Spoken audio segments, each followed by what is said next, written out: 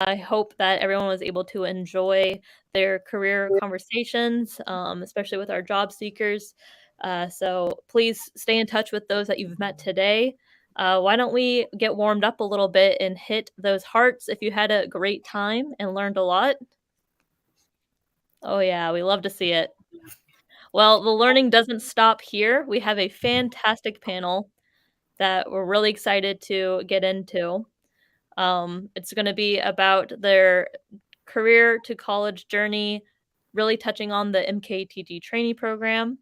And I want to set you guys up with some tools for success. So here are some ways to get engaged.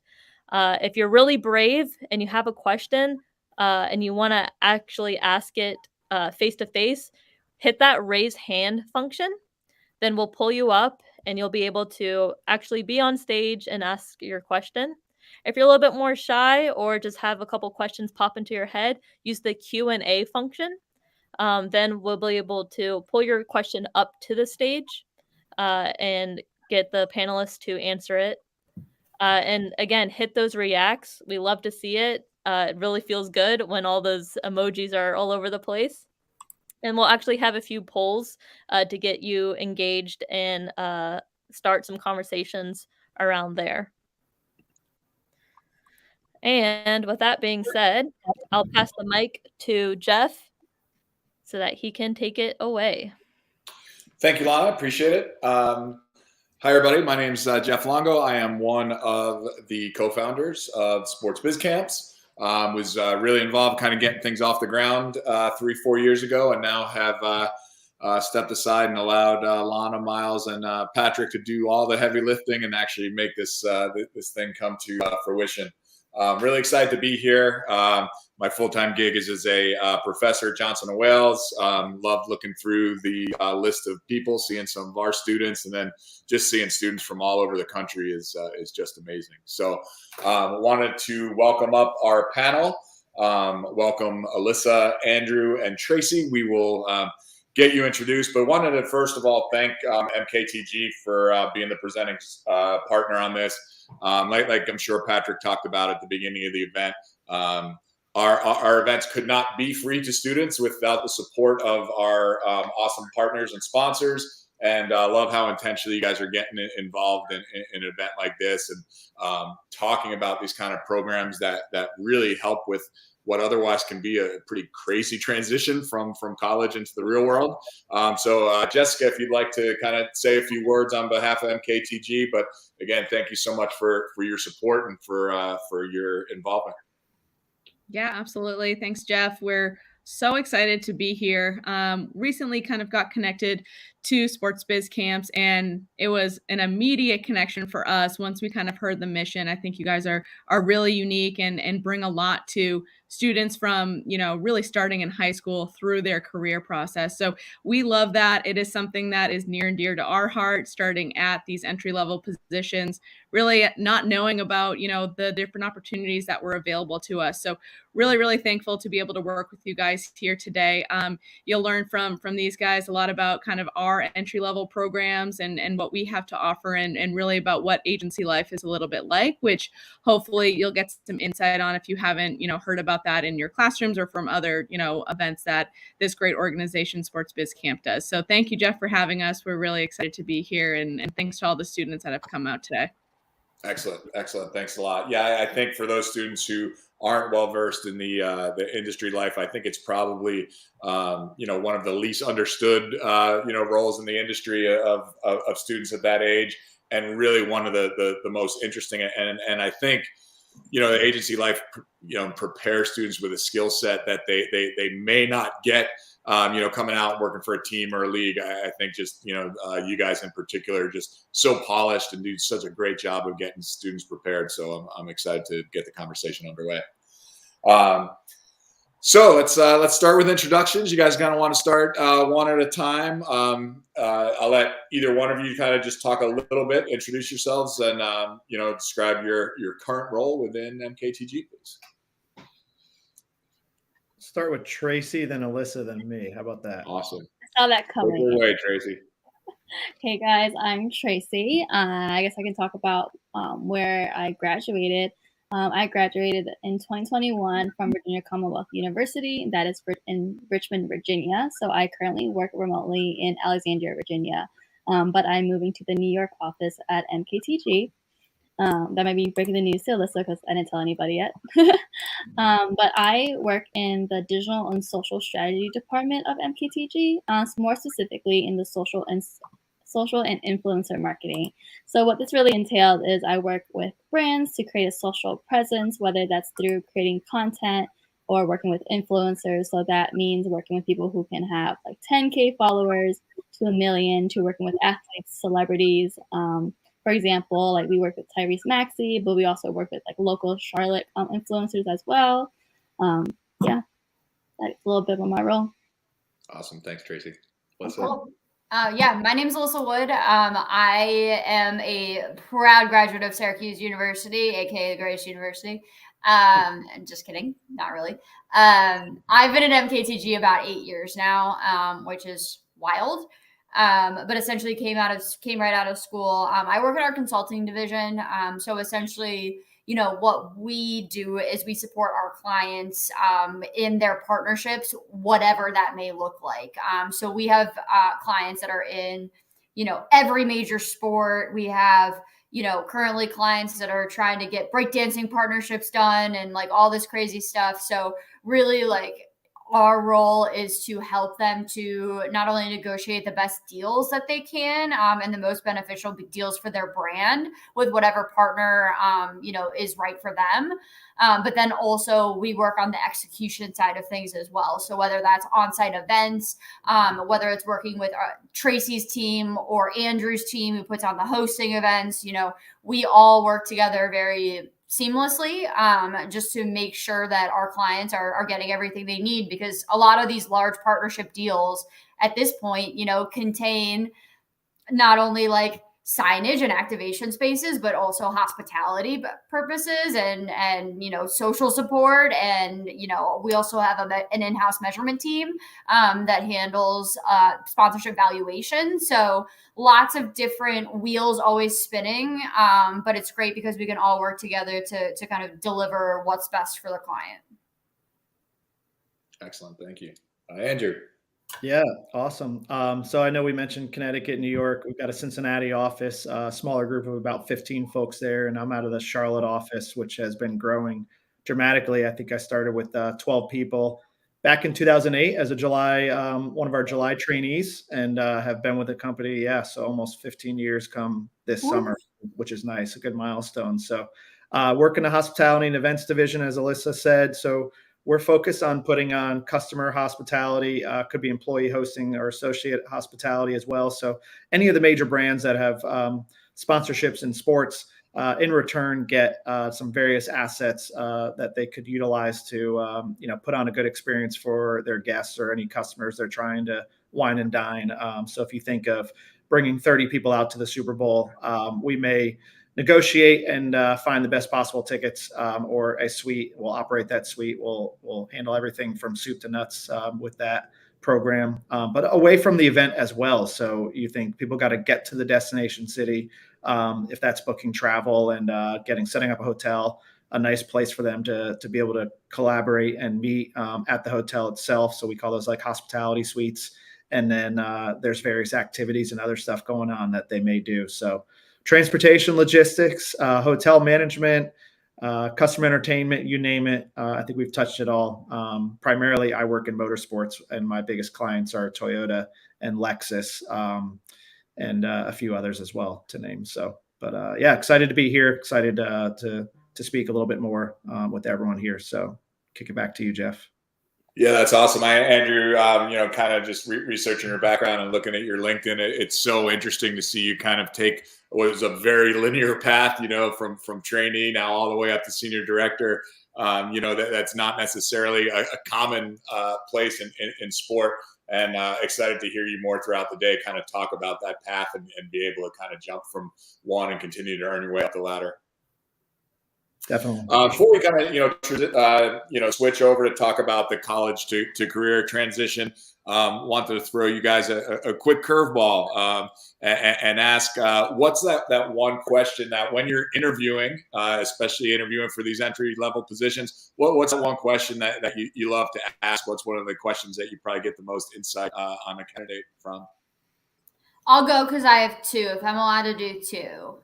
Absolutely. Okay, so the first one, as a sponsorship consultant, I always ask,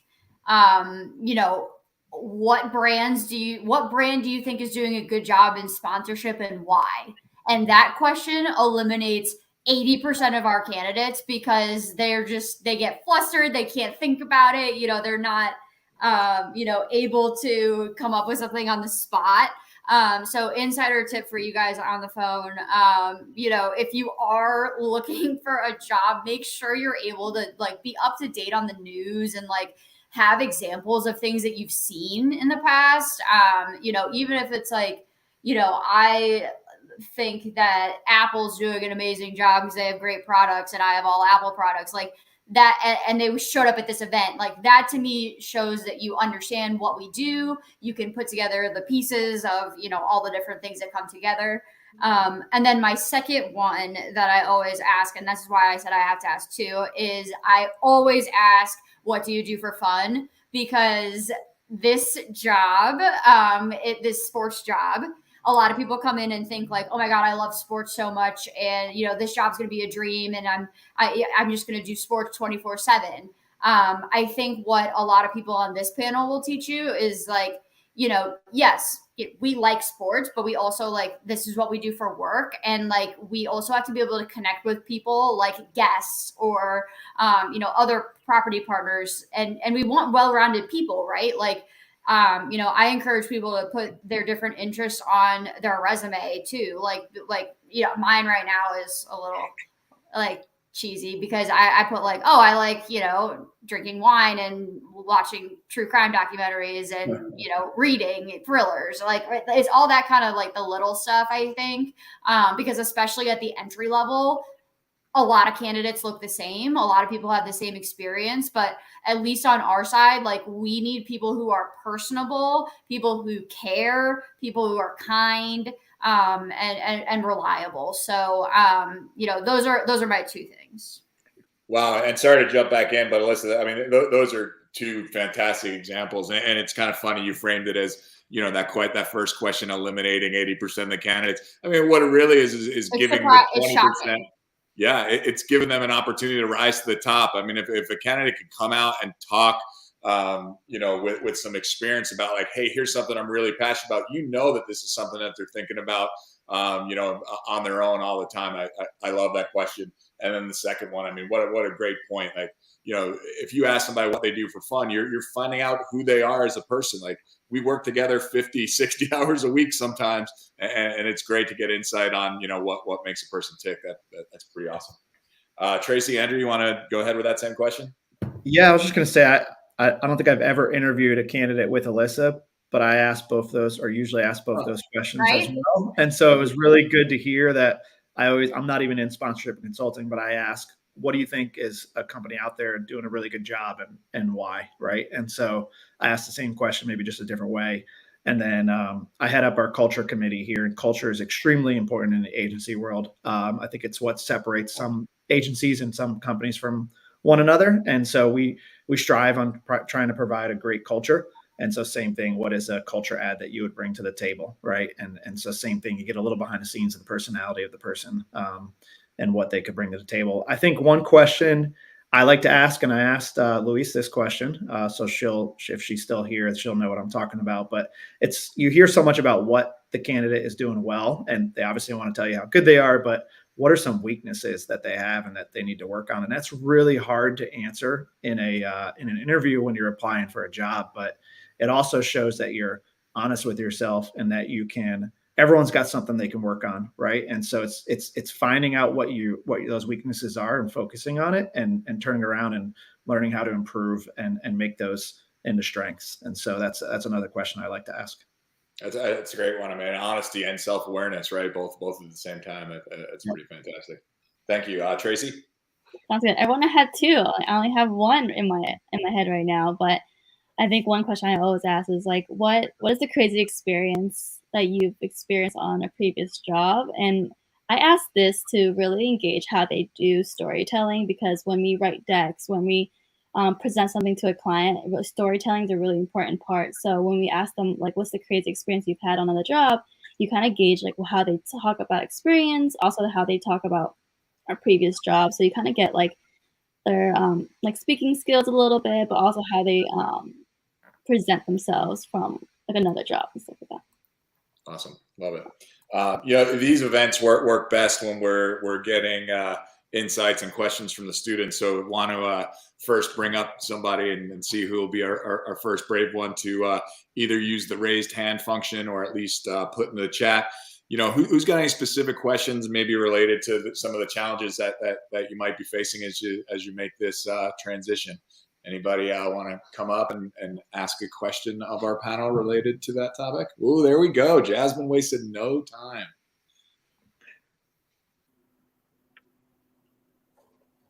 Hi. Hey, Jasmine. How are you? Doing great. How about you? I'm good. I just had a question specifically for Tracy because I'm more interested in your career path more towards what I'm leaning to. So I'm just wondering how did you begin putting stuff out there in regards to social media and marketing and stuff like that? Do you think there's any steps that we should be doing as incoming or as a beginner, as someone who's completely new to this?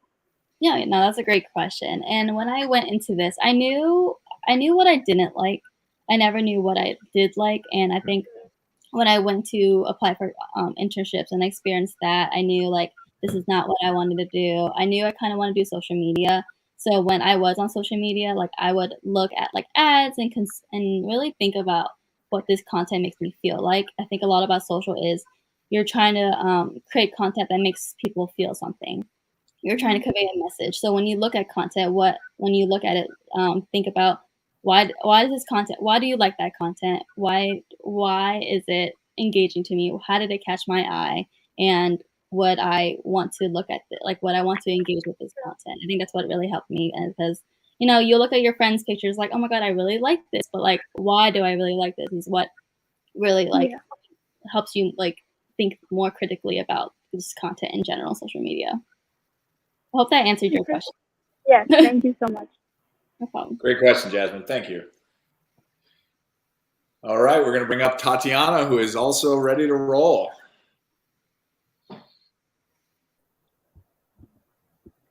Hi, guys. Thank you so much for being here. As a senior, I just wanted to know, you look at a bunch of resumes all the time. What are some characteristics that's transferring into you seeing somebody become a high performer? Yeah, Tatiana, we lost you a little bit there. I know your question was something related to the skill sets on becoming a high performer, but can you kind of clarify for a minute? We had a little audio glitch there. But that was the question. Okay. But yeah, I just wanted to know, what are some characteristics of high performers that you've seen in the internship program that ended up transferring over into jobs and things like that? Go ahead, Andrew. I think someone that shows intellectual curiosity. So not just, hey, take this task and complete the task. But why are we completing this task? Why is it important to the overall picture or what it may be, right? So, hey, I'm helping out with Toyota NASCAR, but why is Toyota NASCAR, right? Like asking some questions above and beyond maybe what you may be doing or what your job requirement would be.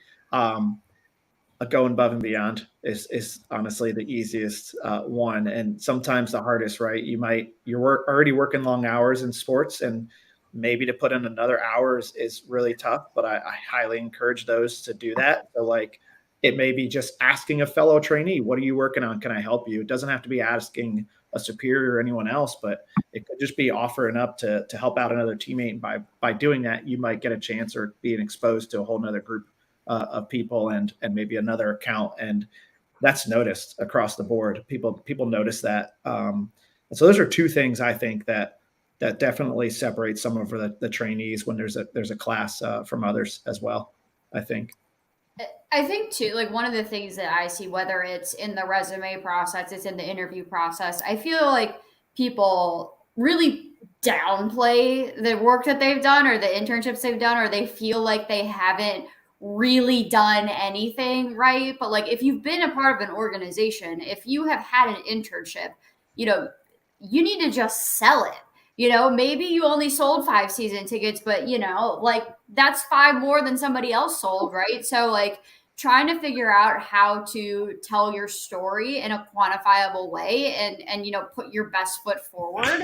And also, you know, when you get on the phone with people, like be confident in what you've done. Or, you know, if you feel like, you know, maybe you don't check every single box on the job description, but you are really passionate about what you do, like make sure that that comes off and don't downplay, you know, the work that you've done. I think people want to come off as humble in these interviews. And then all of a sudden you're just kind of like, you know, they really didn't sell me. So, you know, when you're trying to get that first job, I think especially it's just, you know, put yourself out there and talk about how great you are. Like you're here to sell yourself. Like we want to know like your strengths, and we want to know the things that you're good at and why you want to be here. So don't sell yourself short. I see a lot of students pinning themselves back into the, well, I was just an intern. But like, no, you were an intern. You did things, and you need to be able to tell people that and talk about it, and you know, in a way that's going to make people like us that are looking at resumes or talking to you on the phone notice you. Yep. Yeah. That's great advice. If there's one time that you want to pump your own tires, it's in a job interview, right? You want to sell what you've done. I mean, don't be a dick, but like, you know, like tell sorry, Jeff. I don't know if there's a language moderation here. But like at the same time, like I see so many really good candidates that self-sabotage really because they think they need to be like so humble, but like guys, this is an entry level job. Like we don't expect you to have 25 years of experience. Like we know where we're coming here, and like what we're trying to do is find those people that, like to Andrew's point, are the gems, the ones that are like gonna work hard, the ones that are gonna fit in well with our culture. And that doesn't necessarily mean that that's the person that had all of the best possible internships. It's often the person that has that, you know, gumption or the initiative to keep following up or, you know, going that extra mile. So, you know, just be proud of what you do and who you are, and be confident about that, because, you know, every single person that you're up against is doing the exact same thing. Love it. Sorry, I think I cut you off there, Tracy. Go ahead. Oh, no worries. I was going to be like piggybacking off of Alyssa and Andrew, but Alyssa took it home. She took it home. She said it all. That's great. And thanks for the question, Tatiana and Jasmine. Appreciate you guys being brave and stepping up. I wanted to kind of switch and talk specifically about, again, that college to career transition. I realize that for you know, a few of you guys, the answer to this question is through the MKTG training program. But can you talk about what your first professional experience outside of college was? You know, how you got that role, and maybe a piece of advice that you give to students who are again preparing themselves for their first role as they're stepping out. So MKTG can't be the first answer? No, it's okay that it is, certainly. But, you know, how'd you come upon it? How'd you learn about it? How'd you prepare yourself to, you know, to be successful? I can start off really quick. I guess like how I started off in a digital internship, and I realized I was wondering why I was not having a good time. And when I was looking for like a role after college, I realized I needed to find things that I did like to do. I was looking at job descriptions that, you know, kind of like, I was like, oh, this sounds fun. During my internship, I realized what I didn't like to do. I didn't know exactly what I liked to do, but I knew exactly what I didn't like to do. And I think when I fell upon this job posting, I realized like this is the job description that like actually makes me smile. It feels like a job that I actually would wake up every day, be like, this is fun. It's something new. I don't like doing the same thing every single day. And I think in the agency life, like your role is a lot different, and especially because you touch a lot of accounts. So figure out what you like and don't like, I guess. That's my end. Fortunate to find that early, right? To say that first job description spoke to me. It was something I really love doing. That's great. Yeah. I can go next. I went to the Syracuse University. And so basically part of our program was, a full semester internship as the last portion of our degree. So I spent my last semester of college. I was an intern at Allstate Insurance. I worked on their sports marketing team. And got to do their Final Four program from beginning to end. And I got to also go to Final Four. I think for me, I was really gravitating towards the work that the agency that I was working with was doing. I was like, hey, their job's really cool, because I was spending a lot of time talking to lawyers about insurance things. And I was like, I'd much rather be like building cool things and like having a really cool time. So for me, I actually had been connected with, we don't have as many anymore, but we used to have a really large pipeline of Syracuse students. So a friend of mine from college was hired through the trainee program, and I reconnected with him. And they were looking for someone to work on the AT&T college sports business, which happened to just translate extremely well to the work that I was just doing. So that's how I ended up here. And yeah, you go, Dolian. Yeah, so I guess I went to UNC Charlotte. So I know there's a lot of Johnson and Wales, Charlotte folks here on the call. So local here. But I junior to senior year, I wanted to do an internship. I knew I needed it and didn't have anything on my resume yet. Just majoring in business management, so nothing sports related. But I wanted to get in sports, and had heard from talking to folks I needed sports or something on the resume to be able to get noticed. And so I actually leveraged a relationship from my mom's college university, Lynchburg College, their alumni base. So she was a dual athlete, tennis and basketball at Lynchburg College, and she went back to their alumni base and asked if they knew anyone that worked in sports in Charlotte, and found a connection at the Charlotte Bobcats at the time, who was a VP of sales there, and connected me through their Lynchburg Alumni Association. So, it wasn't even a college I was going to, but was able to leverage another a relative's college. And they were offering these summer internships, but you needed class credit. Well, I couldn't find a way to get class credit at all. And I spent hours with our career development office figuring out how to get credit, and told them I was just going to find a way to do this. And I said, if I can I don't need credit to make it so that I can graduate in 3 hours less, but just something so a piece of paper saying you're allowed me to do this would suffice. And so being persistent there, I was able to get the internship. It was 60 hours a week unpaid with the Charlotte Sting WNBA at the time in game ops. Hey. And then I took that and walked into the athletic department, not knowing anyone, no connection at UNC Charlotte, and knocked on the door to the director of marketing's office and said, hey, I've got some experience in game ops and would love to help out with men's basketball. It was their best sport at the time, most popular sport with sponsors and everything of that nature. And they said, well, I think you can shadow me if you'd like. And so, I built a relationship with the director of marketing there. Dan DeVos was the guy at the time, and solid guy, and was able to follow him for a little bit. And then he got in trouble because I wasn't getting paid and wasn't getting class credit. And so then they had to pay me temp staff wages to help out at men's basketball. And then landed the year internship in the director of marketing in the marketing office there under Dan DeVos immediately out of college, and did that before I applied with Velocity Sports, Team Epic now, and KTG. So excellent. What a great example of creative resourcefulness on your part. I'm going to figure out a way to make this look like credit any way I can. Yep. Also, the law has come a long way since Dolian's days. Like, Thanks. Legally, I don't think you're even allowed to do that anymore. Thanks for aging me, Alyssa. I appreciate it. Well, no, I made like 10 cents an hour when I first started working in this career. So, like, thank the Lord for some legislation. That's all I had to say. That's great. I think one of the things that we talk so much about, and for all the right reasons, is the importance of a mentor. Especially when when students are starting out their career. Was there a particular person or persons who helped you guys out at that stage? And maybe talk a little bit about how you chose that person. Was it a formal, hey, will you be my mentor? Or was it kind of a more organic kind of growth of that relationship? Yeah, I can go. I think like networking is my least favorite word in the world because like it feels very inauthentic to me. I'm just trying to build relationships with people, right? Like a lot of my really good friends from college, I'm now working with, across all sorts of properties for my clients, and things like that. So really, I think, being able to build relationships with the people around you is critical because 10 years from now you guys are all going to be in different roles where you have a lot more visibility and a lot more power and influence.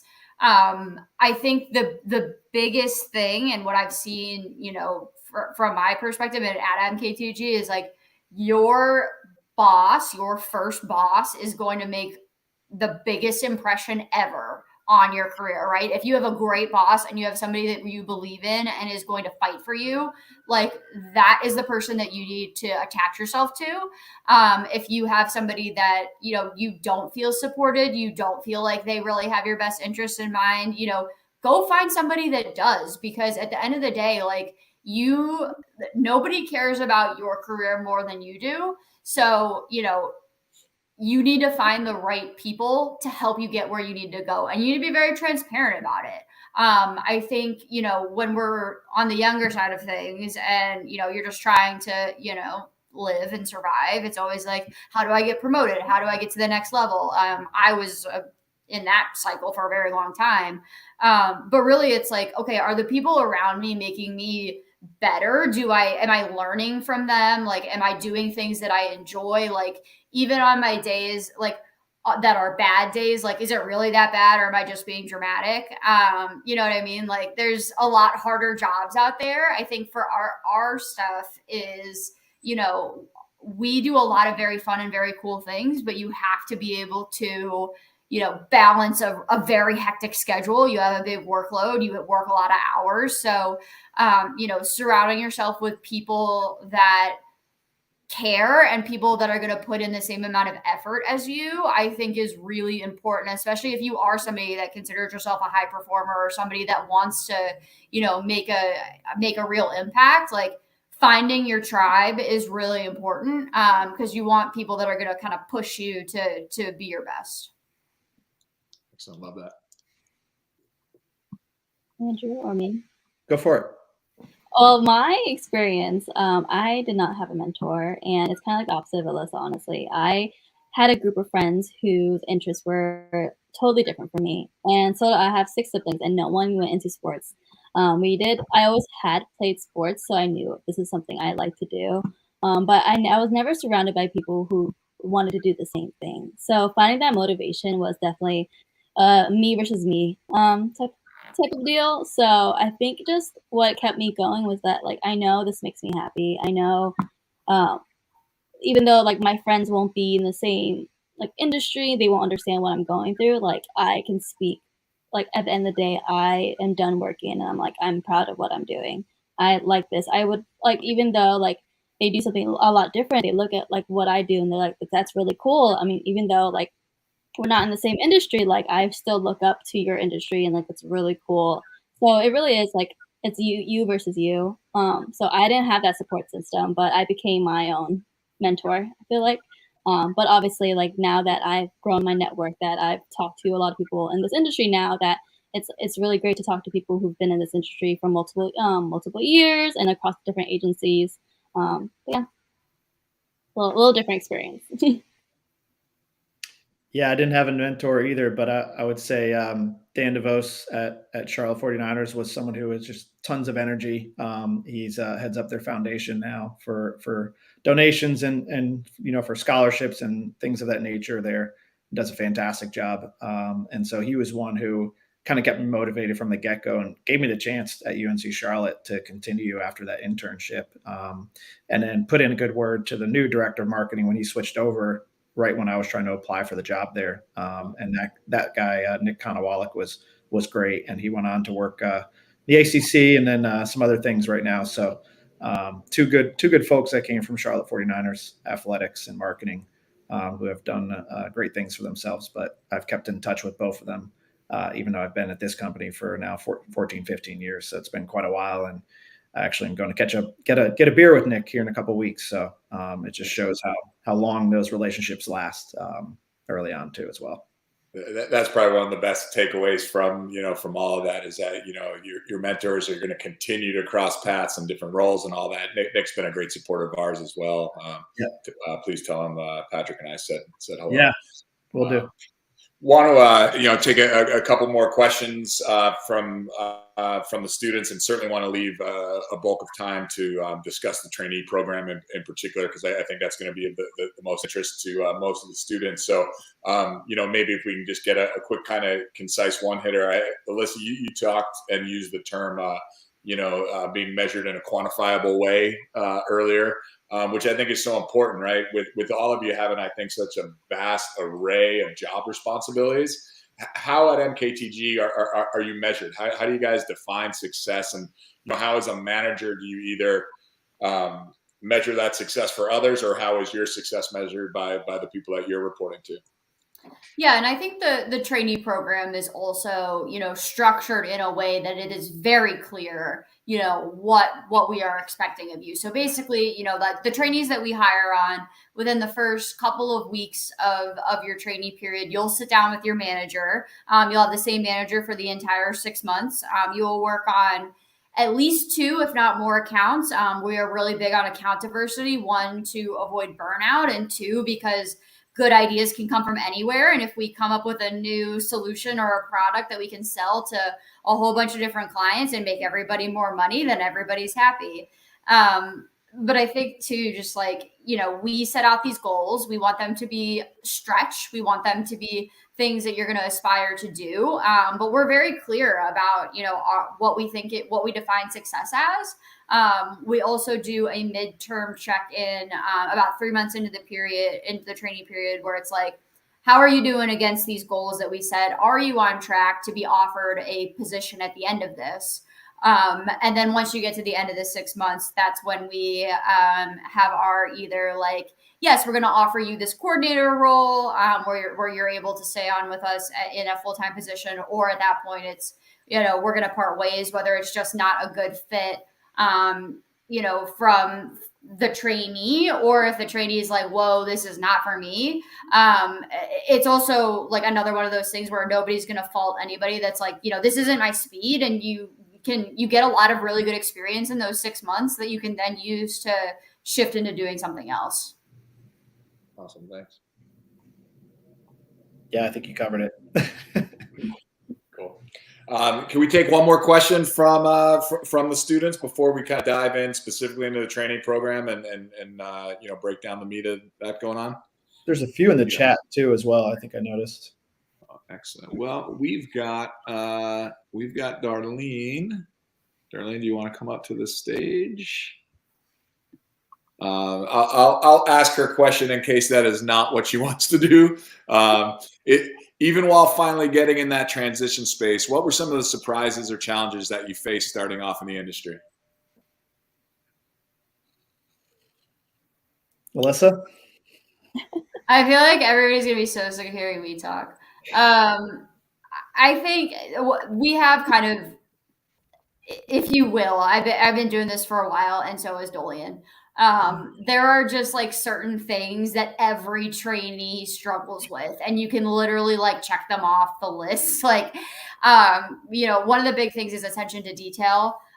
You can never be attentive enough to detail, especially in the role, especially in like Andrew's world or Tracy's world, where it's, Andrew's putting on these high-end events, Tracy's putting out, content and brand messaging into the world where you really can't screw that up.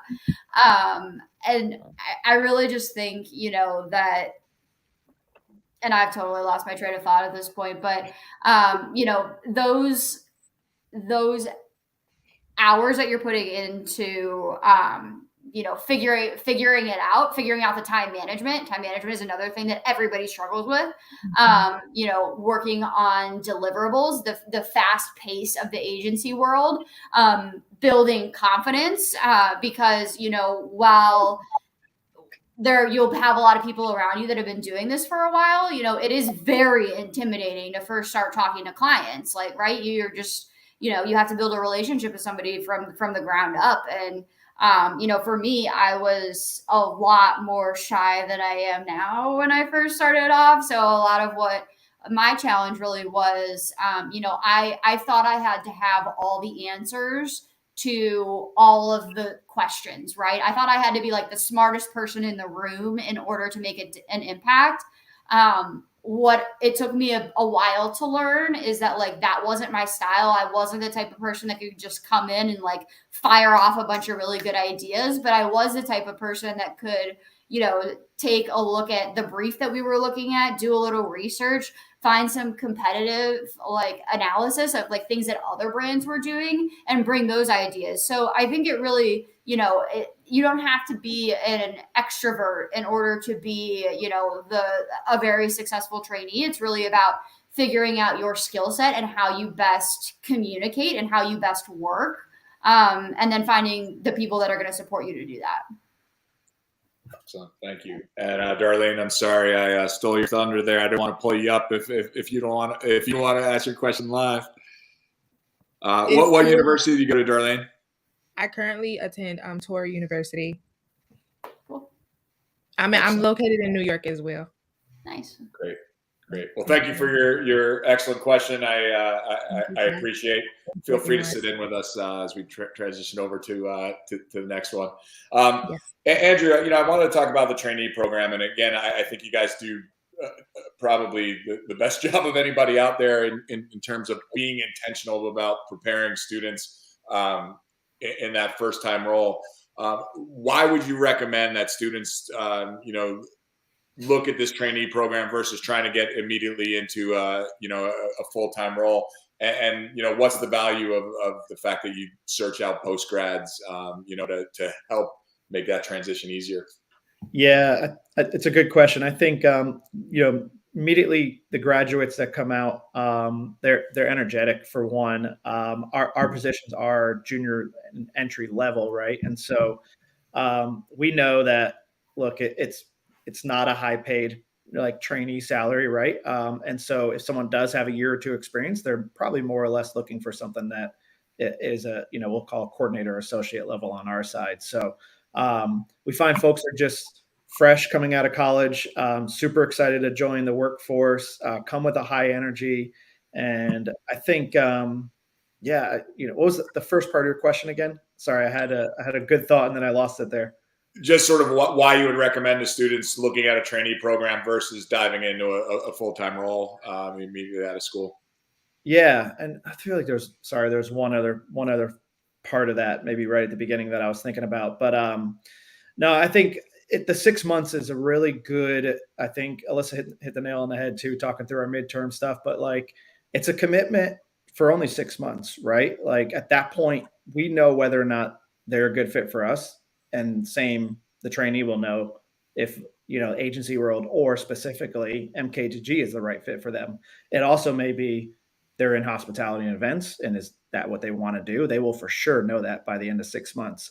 At the same time, you know, if it's strategy or consulting, they're going to for sure know if they want to go up a pillar that direction as well, right? And so it kind of gives an out both ways, honestly. And I think that's good because someone doesn't just get sucked into the position to where maybe they went and got the full-time position, but now they've got to make a really tough decision to exit that. And maybe they feel like they're burning a bridge, and there's no burnt bridges in ours, unless it's handled, of course, in a very bad way. But usually there's no burnt bridges. And in fact, a lot of us will try to help those trainees. If it is something else that they want to do, as long as they're honest with us, we can help use our networks and help connect them to folks. And we've helped get folks jobs out of our trainee program, even if we haven't hired them ourselves. And so I think that's key too. We have to make sure we give them the opportunity to, one, show who they are and show if they can succeed in a position.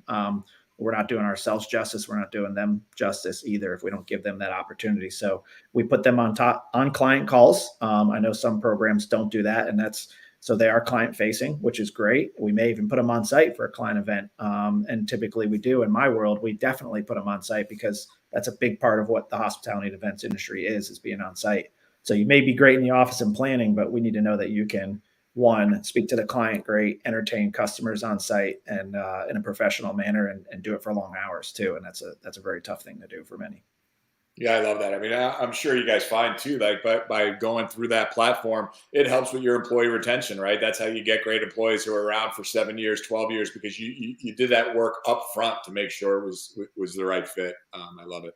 Yep. Tracy, can you talk a little bit about maybe what were some of your most memorable, memories as a trainee, and talk a little bit about specifically what your responsibilities were in addition to kind of being on site and the fact that you're client facing. Like, again, that's unique, I think, to put young employees in that position, and it's a great part of the program as well.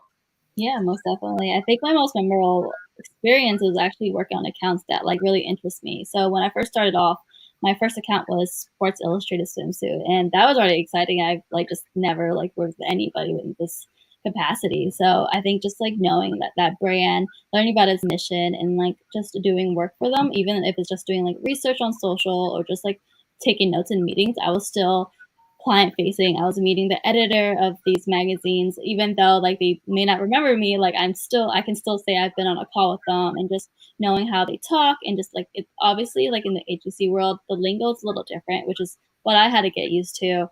But you get used to that and just talking professionally, how to present yourself. And then I guess your second question, I personally didn't travel on site until after I was a coordinator. But that was shortly after training. So when I got on my first on-site trip, I actually went to Charlotte for Charlotte FC's first kick, and that was it really made like putting all that work behind the scenes worth it, because you really feel it all come full circle. It's like you're seeing all your work come alive in person, built up, and being able to talk to clients. Like everyone's human, so being able to make that human connection is really beneficial, especially when you go back to talking on Zoom. You're like, oh, I met you in person. Like it's nothing scary. But yeah, I think I answered all your questions. I know you had a couple built in there. No, that's great. I mean, and you kind of talked about like the lingo of the agency, and we had a student who did the MKTG program, and I won't name her and blow up her spot, but it was so interesting, getting back together with her after that 6 months, and I'm like, man, talking to you, you seem to have progressed 3 years in 6 months, right? You're talking like you've been doing this for 15 years in experience, and just a matter of kind of getting in and being able to dive in. It's great. Yeah, my training class actually made like a shared doc of all the lingo that we should know, like end of week, like EOW. We're like, what does this mean? All of our trainees contributed in just putting all the lingo in one doc. Love it. Kind of last question before we kind of wrap things up, and just want to again focus on preparation from from our recent grads. What do you think are some of the skills that you all demonstrated, or what you would recommend them demonstrating to show that you're hireable, to show that you're ready for it? What are some of the ways that that young people could stand out as they're looking for that first role? Who wants to go? Alyssa? You. Me? Tracy, Great. Andrew, you look like you're itching there. But I got volunteered. Yeah, no, you get voluntold a lot, and that's how you make it. That's how you make it in this industry. No, I think and it's been very interesting, kind of over the course of, when I started, we were Team Epic. We have changed a lot. We have reorged a lot. We've had different leadership come in. So really, I think one of the big keys is just adaptability, and just figuring out how to be a resource no matter what situation you're in, right? So like a lot of our trainees, even if we have consulting trainees, like if we have an opportunity to send them to one of Andrew's hospitality events, like that is invaluable experience that we want them to get. And it's a different perspective, and it's a different way of looking at the business. So I think, just being a hand raiser is always what we talk about. Finding ways to add value, and that's not just opening your mouth. That's, finding ways to, think about something. If you're on a phone call and you hear a client ask for something, is there a way that you can come to your manager and be like, hey, I know they wanted a one-sheeter on this. Like, can I draft that for you? and all of a sudden, like, you're bringing value, you're taking some work off of your boss's plate. And then, when it comes time at the end, they're going to be like, well, I can't live without this person. I don't want to go back to having to do like every single one of these things by myself. So I think just finding ways to add value. We also talk a lot about, finding interest in specialties. The industry changes all the time. Esports is a big one. I had to work on it. I hate it, but it did pay my bills during the pandemic. So like those are other things as well, where it's like, okay, maybe it's not like your favorite thing in the world to do, but like if you become an expert at something, or if you become somebody that's highly knowledgeable about something that's very niche, all of a sudden you're the go-to person whenever there's a gaming pitch, or when there's a breakdancing pitch, or there's, any of this random crap. That's something where you're going to be able to add a lot of value. Awesome. I think show and time management, you can work in a fast-paced environment. Alyssa touched on that, talking about some traits that are good, but understanding the agency world is fast-paced. You're going to work on 2 accounts or 3 accounts or different projects, right?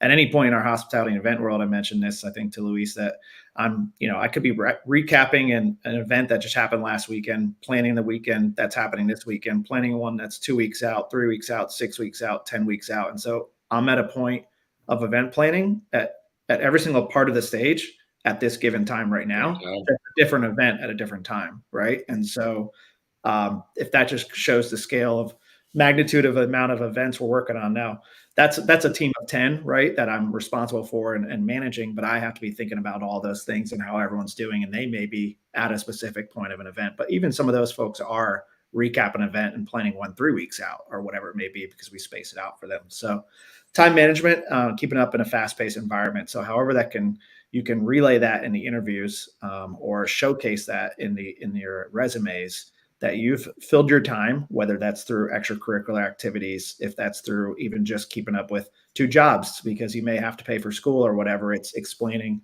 what you did in those jobs at the same time while you went to school and, got full credit for class. So there's different ways to showcase that. So I think it's just making sure you find a way to do so if you're interested in the agency world. Yeah. Great I think advice. sorry, Jeff. No, go ahead, Tracy. Sorry. I was gonna say my last note was just be eager, be curious. I think for me, I was always asking questions. If someone asked me to fill out a contract, I don't just fill it out. I ask, what is this for? Like just the ins and out of it. I think when you're eager to learn, you really understand what you're doing versus just doing it. I know we all heard like stay in your own lane, but it's okay to look over to the lane next to you and ask what they're doing, and just peek in what they're doing. And just understanding what people are coming from, because you are working with a lot of people and across different teams. So everyone has a different working style. So understanding your teammates, how they work. Some people are better with messaging. Some people are better with emails. So just making it clear, just ask questions, I think. Excellent. Great advice. Curiosity is probably the biggest sought after skill for young people, for sure. Eagerness to learn. Well, that's great. Thank you to all 3 of you guys for really being transparent and being so informative, breaking down kind of your own pathways and shining a light on what students can do to prepare for their own. So thank you, and thank you for supporting this event in general. Really appreciate everyone's time. Yeah, I just would love to say I hope everyone connects with us on LinkedIn. I think that's a great way to keep in touch, because there may not be an opportunity, or down the road, if there isn't, maybe MKTG is an opportunity or it doesn't come to fruition or whatever it may be. We have a wide network, right? Like Alyssa talking about her connections from Syracuse and everything, and all the folks that are in various pieces there, the folks she's met throughout various events, Tracy as well, myself. Collectively, we probably have thousands of folks that work at different sports. And so you might find a mutual connection between us, and please feel free to shoot a message, say, hey, I see you're connected to this person. I encourage people to do that all the time if they see a mutual connection. And again, I can shoot an email introduction or whatever that may be. And then next thing you know, that leads to a job. So stay persistent and connect on LinkedIn. Yeah, I think the only other shout out I want to give is just we are getting very close to posting our July positions. They're not up quite yet, but should be within the next few weeks. So if you are interested in the trainee positions, keep an eye out on panel-MKTG.com. That's where all of our jobs are hosted. I think we do have a LinkedIn posting as well that links to it. And we can share that out with Lana and team after this to get that information to you guys. But we are actively going to be recruiting for our training program, very likely in the next month, 6 weeks. It's going to become like kind of fast and furious. So, if you are interested, again, feel free to stay connected to us. Between myself, Andrew, and Tracy, we all work on very different things, but we're very knowledgeable about all of the programs and all of our offices, and we can answer some of the more nitty gritty questions. But we are actively searching for these July positions. We will be doing this again in the fall. So we hire in July and we hire in January every year. So if you're a December grad, that is always a very tough time for us to find people because most people do graduate in May. If you are a December grad, take all this advice that we just gave you and put it to fruition, because we need good people in December always. And sometimes we struggle a little bit because it's just a smaller pool of people. So that was just my shout out. They're all coming up. I was on a meeting earlier today. It's coming together. I just can't tell you when it's going to, but keep an eye out and let us know if you're interested. I guess my last thought is follow us on social. Yeah. Brilliant. Good work, Tracy. I love it. Well, thanks again, everyone. And, we always say, students, you've set yourself apart from 80% of the rest out of there by just attending events like this. And as Andrew said, you set yourself apart from the other 15 or 20% with your follow-up and what you do after this. Don't let this be a one-time, I learned a bunch of information and walk away. Alyssa, Tracy, and Andrew gave their time because they want to help and they want to steer help steer you guys. Please take them up on the offer and continue to nourish that relationship and keep up with them via LinkedIn, etc. From here. Lana, I would imagine you've got some information to bring us home. Absolutely, I do. Before I do that, though, I just want to say a final thank you to our amazing panel. I learned so much, even for myself, and I'm sure the students are going to walk away with a bunch of information and tools in their tool belt. And I really hope, hey, listen up. They're serious about connecting on LinkedIn. Like, follow through with them. Not a lot of students will, but that is how you separate yourself. You're here, you just learn from them. Reach out. What is something that they said that really stuck with you? And that's just a way to connect with them and build that relationship. But again, thank you, Alyssa, Andrew, and Tracy, for your insights. Feel free to hang out as we close out, or you're free to go. I know we went a little bit over, but thank you so much for your time and all your wisdom. Thank you for organizing, Lana. I know it's a lot of effort. We put on events for a living, so I know there's a lot of coordination, a lot of time spent to get this put together. So huge shout out to you all, and Jeff, thanks for moderating, and Pat for everything he's done as well too. So appreciate the opportunity. It was a pleasure. Yeah, thanks everyone. When Lana waves that finger, you better listen. So that's a big takeaway. Thanks everyone. Awesome. Thank you guys. Thanks, guys. Appreciate it. Thanks all. All right. Students, please stick around. We would love to hear your testimonies and feedback. So if you are a brave soul, why don't you raise your hand? We'll bring you up, and then we can hear some of your thoughts on the program.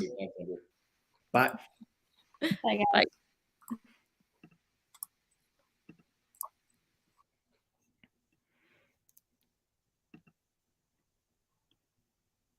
Don't be shy now, y'all. Come on. There we go. Madison's on it.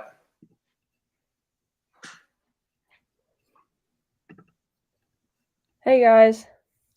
Hey Madison, how are you? Hey, long time to see. Yeah. So I guess today this is my second time coming to the Hiring Insights Expo. I was here last year. Shout out to John, because John really got me into this. He's been getting on me about coming to these, and I was like, you know what, I signed up for the Fox Sports one yesterday. That was amazing. So I came to the one today, and I really like the layout this year compared to last year. Last year was a lot of one-on-one. We did the one-on-one networking. So we definitely talked to more people than we did this year, but it was nice, like really talking to the companies, to especially the job seeking ones. Instead of having like the quicker rounds like we did last year. uh I like that format a lot better. Awesome. Quick question for you. What was like a main takeaway that you learned from either the panel or in those conversations that you had? Um, well, I mean, it was a lot. Obviously, a lot of stuff I knew before, but the one thing that somebody said to me was I asked if they had any internship opportunities, like being that I'm still in college. I'm not really looking for a full time job yet, and they were like, even if right now it's never a bad time to get yourself into an entry level position. And I was like, I never thought about that. Like, I've always been just looking straight up for internships and apprenticeships just so I can get some experience, but I never thought about just applying for the entry level positions just to get my name out there, see what interviews are like and stuff like that. That's great.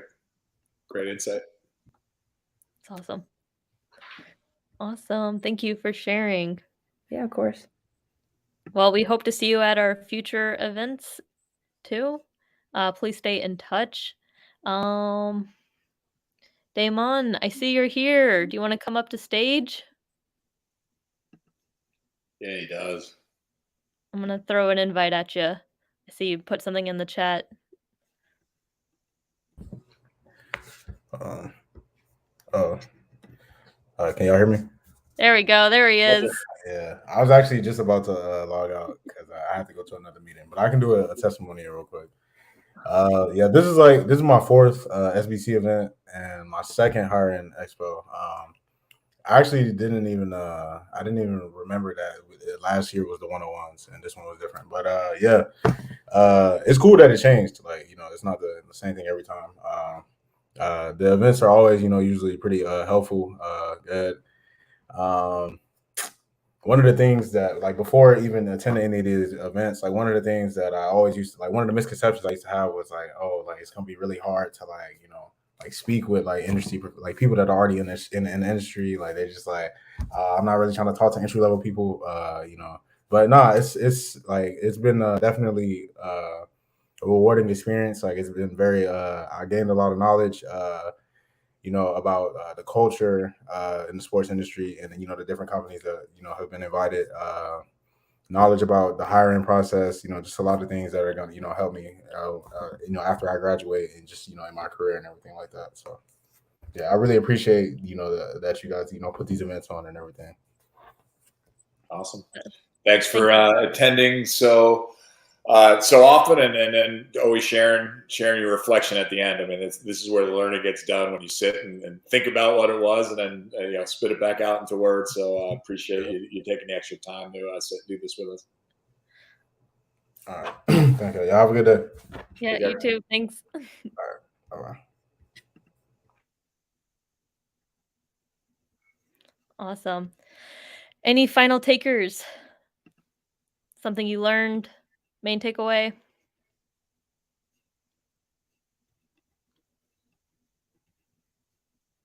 Sweet. Well, if you do think of something later, reach out to Miles. He would love to capture your testimony. Oftentimes we'll highlight or clip or quote some of our students on our socials. So that's definitely a great way to get some recognition. And then we can close out